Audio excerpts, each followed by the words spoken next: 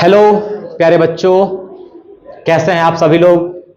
मैं उम्मीद करता हूं आप अच्छे होंगे और कहीं ना कहीं आप थोड़े से चिंतित जरूर होंगे इस बात के लिए कि अब क्लास 10th का एग्जाम दे चुके हैं, क्लास 11th में कौन सा स्ट्रीम ले, कौन सा सब्जेक्ट ले। और आपकी चिंता जायज है, होना भी चाहिए। अगर आप इस बात के लिए चिंता कर रहे हैं तो कहीं ना कहीं ये इस बात का सबूत है कि आप एक अच्छे भविष्य की तलाश में हैं और अच्छे भविष्य के लिए जो सब्जेक्ट होना चाहिए आप उसकी तलाश में हैं। तो मैं उम्मीद करता हूं कि आपने ये जरूर सोचा होगा कि हमें क्लास 11-12 में साइंस लेना चाहिए। खैर, आप अपने ड्रीम, आप अपने शौक और अपने स्ट्रेंथ के अकॉर्डिंग सब्जेक्ट का चुनाव कीजिए। और अगर आप साइंस लेने का विचार कर रहे हैं या आपने विचार बना लिया है कि साइंस लेना है और साइंस लेकर के सहारघाट में पढ़ना है, तो आप हमारे द विजन साइंस एकेडमी को एक बार जरूर विजिट कर सकते हैं। हमारे यहाँ टीचर्स का बेस्ट टीम है और पिछले 3 सालों से हम काफी अच्छा कर रहे हैं और अभी भी हम और इस बार प्रयास कर रहे हैं और भी ज्यादा अच्छा करने का। हम लोग क्लास 11th का नया बैच 17 मार्च से स्टार्ट कर रहे हैं। टाइमिंग होगा 6:30 बजे से लेकर के 10 बजे के बीच। तो यदि आप इंटरेस्टेड है तो आप भेजिए जरूर कीजिए। और अभी फिलहाल जब तक हम लोग नया बैच स्टार्ट नहीं किए हैं, हमारी टीम ने सोचा कि आपको सोशल मीडिया के द्वारा हम अपना डेमो वीडियो आप लोग तक पहुंचाए। और आज ये मेरा पहला वीडियो है जिसमें मैं आपको केमिस्ट्री पढ़ाऊंगा। हेलो बच्चों, मेरा नाम है दुर्गानंद कुशवाहा। मैं विजन साइंस एकेडमी का मैनेजिंग डायरेक्टर हूं और साथ ही साथ यहां पर बायोलॉजी और केमिस्ट्री पढ़ाने का काम करता हूं। तो मैं आज आपको पढ़ाऊंगा केमिस्ट्री। प्यारे बच्चों, यदि आप अभी घर पे बैठे हुए हैं और आपने मन बना लिया है कि साइंस ही लेना है, तो आप एक छोटा सा काम कर सकते हैं। आप क्लास 9th का केमिस्ट्री का बुक उठाइए। मैं सिर्फ केमिस्ट्री की बात कर रहा हूं। आप क्लास 9th के केमिस्ट्री का बुक उठाइए और उसमें जो 3rd and 4th चैप्टर है, atoms, molecules and ions, and the 4th is atomic structure. यदि मैं हिंदी वाले बच्चों के लिए बात करूं तो आपके 9th क्लास में 9th क्लास में एक चैप्टर था अणु, परमाणु और आयन, और एक चैप्टर था परमाणु की संरचना। आप इस दोनों चैप्टर को ढंग से एक बार रिवाइज कर लीजिए, आपको ये क्लास 11th में बहुत ही ज्यादा मदद करेगी। तो आइए हम लोग स्टार्ट करते हैं अपना आज का वीडियो, जिसमें मैं आपको सिंपल केमिस्ट्री क्लास 11th का पढ़ाऊंगा। और यदि हम क्लास 11th के केमिस्ट्री का बात करते हैं तो हम लोग केमिस्ट्री को 3 ब्रांच में बांटते हैं। यदि हम पूरे क्लास 11th और 12th के केमिस्ट्री का बात करें तो हम पूरे की पूरे केमिस्ट्री यानी कि केमिस्ट्री में जितने भी चैप्टर्स हैं हम लोग उसको 3 टाइप में क्लासिफाई करते हैं। या हम सिंपली बोल सकते हैं कि केमिस्ट्री को हम लोग 3 ब्रांच में क्लासिफाई कर रहे हैं, जिसमें से एक का नाम होता है फिजिकल केमिस्ट्री।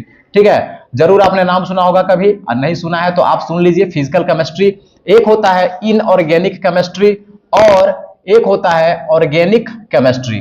तीसरा क्या है? ऑर्गेनिक केमिस्ट्री है। ऑर्गेनिक केमिस्ट्री आप लोग क्लास 10th में जरूर पढ़े होंगे। क्लास 10th में आपका एक चैप्टर था कार्बन एवं इसके यौगिक, कार्बन एंड इट्स कंपाउंड, वो ऑर्गेनिक है। लेकिन क्लास 10th का जो ऑर्गेनिक था वो एक्चुअली में ऑर्गेनिक था ही नहीं, एक्चुअली में वो मजाक था। ऑर्गेनिक पढ़ने में मजा आएगा 11-12th में। ठीक है, तो यहां पर थोड़ा सा लेवल का ऑर्गेनिक है और बहुत मजा आता है पढ़ने में। तो यदि हम केमिस्ट्री की बात करें तो 3 ब्रांच है, फिजिकल, इनऑर्गेनिक और ऑर्गेनिक। हमारे यहां पर तीनों के लिए एक ही टीचर है, यानी कि तीनों मैं आपको पढ़ाऊंगा। ठीक है, यदि मैं क्लास 11th का बात करूं तो फिजिकल केमिस्ट्री में सबसे पहला चैप्टर है some basic concept of chemistry.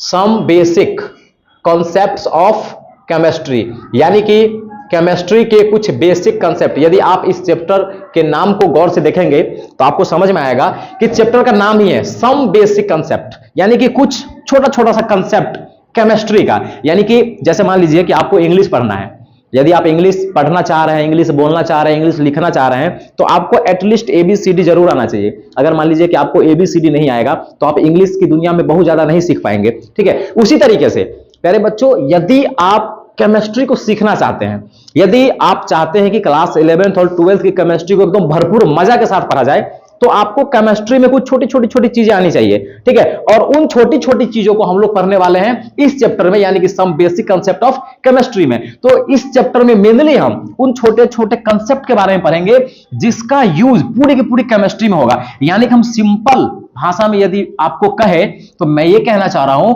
कि ये जो चैप्टर है ये केमिस्ट्री का ABCD है। यदि आपको ये चैप्टर नहीं आएगा तो कहीं ना कहीं आप दूसरे चैप्टर में थोड़ा सा जो है अनकंफर्टेबल फील करेंगे, लेकिन हाँ ऐसा भी नहीं है कि अगर ये नहीं आएगा तो कुछ नहीं आएगा, बट हाँ दिक्कत तो होगा। ठीक है, तो सबसे पहला चैप्टर हमारा है some basic concept of chemistry. इसको मोल कंसेप्ट के नाम से भी जाना जाता है।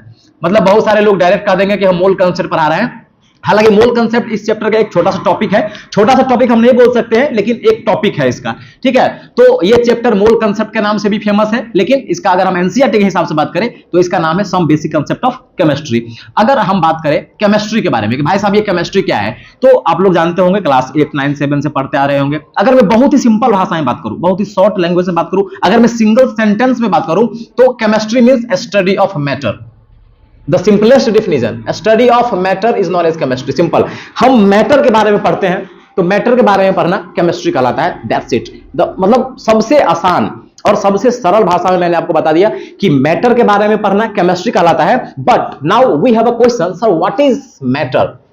ये मैटर क्या होता है? मैटर क्या होता है? थोड़ा सा इस मैटर के बारे में बताइए। तो देखिए, जो हिंदी वाले बच्चे हैं, मैं उनके लिए बता दूं, मैटर का मतलब होता है पदार्थ। और आप ये क्लास 9th के सबसे पहला चैप्टर में पढ़े होंगे कि पदार्थ क्या होता है, यानी कि मैटर क्या होता है। तो यदि मैं मैटर की बात करूं तो I think the simplest definition should be कि anything which have mass and occupy space are called matter. मतलब जैसे मान लीजिए कि मेरे पास एक मार्कर है, इसके पास वजन है, अगर मैं इसको कहीं पे रखूंगा तो ये स्थान जरूर घेरेगा, जी जरूर घेरेगा। उसी तरीके से मान लीजिए कि आपके हाथ में मोबाइल फोन है, उसके पास भी कुछ ना कुछ वजन है, बिल्कुल वजन है। अगर आप उस मोबाइल फोन को कहीं पे रखेंगे तो वो जगह जरूर घेरेगा, जरूर घेरेगा। यानी कि हम सिंपल कहना चाहते हैं कि भाई दुनिया में कोई भी ऐसा चीज जिसके पास वजन होगा और जो स्थान घेरेगा, उसको हम क्या बोलेंगे? उसको बोल देंगे मैटर। यानी कि matter means anything which have mass and occupy space are called matter। ये बात याद रखना है। तो अगर आप अपने चारों तरफ देखें, जैसे मार्कर को देख लीजिए, इसके पास भी वजन है, मतलब ये भी मैटर है। मेरे सामने लैपटॉप रखा हुआ है, इसके पास भी वजन है, यानी कि ये भी मैटर है। आपके पास ब्लैक बोर्ड है, इसके पास भी वजन है, ये भी एक मैटर है। आपके पास मोबाइल फोन है, उसके पास वजन है, वो भी एक मैटर है। आपके पास ईयरफोन हो सकता है, आपके पास ब्लूटूथ डिवाइस कुछ भी हो सकता है। प्रत्येक चीज के पास वजन है और प्रत्येक चीज मैटर है। तो अगर आप अपने चारों तरफ देखोगे तो आई थिंक कि आपको कोई भी ऐसा चीज नजर नहीं आएगा जिसके पास वजन नहीं होगा। यानी कि each and everything is matter, you can सी। आप जो भी चीज देख रहे हैं सब मैटर है। तो मैटर का मतलब मैंने क्या बताया? ठीक है, जिसके पास मास होगा उसको हम बोलेंगे मैटर। और एक चीज और, ठीक है, ऑक्यूपाई स्पेस, यानी कि ये स्पेस को ऑक्यूपाई करेगा। ये बात याद रखना है। मैं बहुत ज्यादा लैंग्वेज नहीं लिख रहा हूं, मैं सिंपल समझाने का प्रयास कर रहा हूं कि मैटर का मतलब क्या होगा? जिसके पास वजन है, यानी कि जिसके पास मास है और जो स्पेस को ऑक्यूपाई करेगा उसको हम क्या बोलेंगे? उसको हम सिंपली मैटर बोल देंगे। तो ये बात याद रखना है। तो मतलब आप सोच रहे हो कि सर क्या सब कुछ मैटर है? मतलब क्या ऐसा कोई भी चीज नहीं होगा इस दुनिया में जो मैटर नहीं होगा? तो भाई सब कुछ मैटर है जो आप देख सकते हैं, ठीक है। बट कुछ ऐसी चीजें हैं जो मैटर नहीं है, ठीक है ना। वो कहते हैं ना, एक्सेप्शन इज ऑलवेज वैलिड। मतलब कुछ ऐसे भी चीज है जो मैटर नहीं है, ठीक है। तो यदि मैं उन चीजों का बात करूं जो मैटर नहीं है, तो उसमें आते हैं फीलिंग्स, ठीक है ना। जितने भी फीलिंग्स है, ठीक है ना, फीलिंग्स आप लोग समझते हैं। जैसे मान लीजिए कि लव, प्रेम की यदि मैं बात करूं, लव की बात करूं, तो लव इज नॉट मैटर, ठीक है। अब मान लीजिए कि मैं ऐसा तो नहीं ना कहूंगा किसी को कि मैं तुमसे 5 किलो प्यार करता हूं, ठीक है। तो ऐसे में थोड़ा सा अनकंफर्टेबल टाइप का हो जाएगा। तो मतलब सिंपली हम बोल सकते हैं कि love is not matter, love matter नहीं है। उसी तरीके से यदि मैं ऑनेस्टी की बात करूं, ठीक है ना, यदि मैं ऑनेस्टी, ईमानदारी, तो ऐसा तो नहीं होगा ना कि मैं 10 किलो ईमानदार हूं, 20 किलो ईमानदार। ईमानदारी, ऑनेस्टी मैटर नहीं है, ठीक है। यानी कि मैं सिंपल यदि बोलूं तो जितने भी एब्स्ट्रैक्ट नाउन है, आपने एब्स्ट्रैक्ट नाउन पढ़ा होगा, ठीक है। जितने भी एब्स्ट्रैक्ट नाउन है, भाववाचक संज्ञा, आई थिंक हिंदी में, but I am not 100% sure, okay. तो यदि आप एब्स्ट्रैक्ट नाउन की बात करें तो जितने भी एब्स्ट्रैक्ट नाउन है, सारा का सारा नाउन क्या है? मैटर नहीं है। ये बात याद रखना है। तो anything you can see around you is matter except feelings.